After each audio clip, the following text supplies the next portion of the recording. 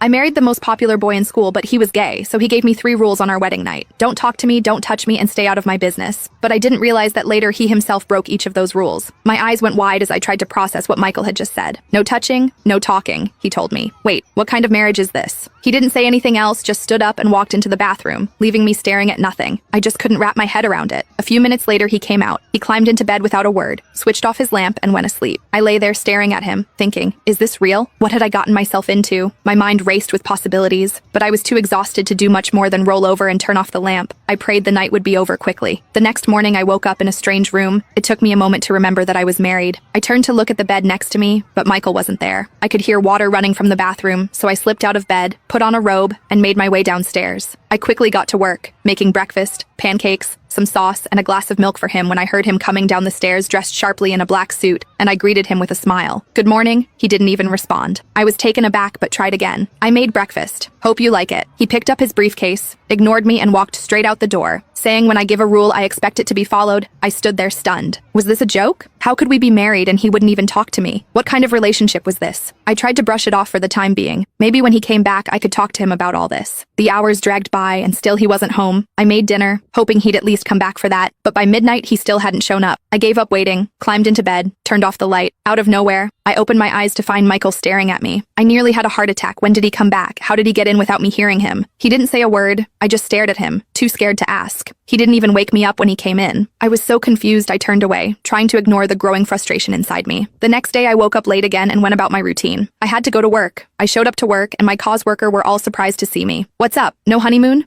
Marilyn asked with a, they were all surprised to see me here instead of spending the night with Michael. As they started teasing me, Agatha got a little too curious, checking for any signs of a wild night. You know, hickeys and all that. When she found none, she couldn't believe it. Michael, the wild man, had been surprisingly gentle, or so she thought. They were all insisting that I owed them a girls' night out. You didn't take us to the club before the wedding, you promised, Agnes reminded me. I sighed, knowing I couldn't get out of it. I'd have to convince Michael to let me go out tonight. Maybe he'd say yes, but who knew? Later I got home. I sent a text to Janet, letting her know I'd be there soon. As I waited, I realized I still didn't have Michael's number. I hadn't even asked for it, but before I could do anything, I heard the door open, and there he was, back from wherever he'd been. I tried again to talk to him. I made dinner. Want me to heat it up? He ignored me and kept walking up the stairs. I'm going out with my friends, I tried, but he stopped dead in his tracks. He turned around, his eyes burning into mine. I gave you a rule. Do you need me to spell it out again? No talking to me. His words hit me like a punch. I tried to hide how hurt I was, but it was hard. Okay. Am I allowed to go out with the girls? I asked quietly. He didn't answer, just walked up the stairs. I couldn't help but sigh.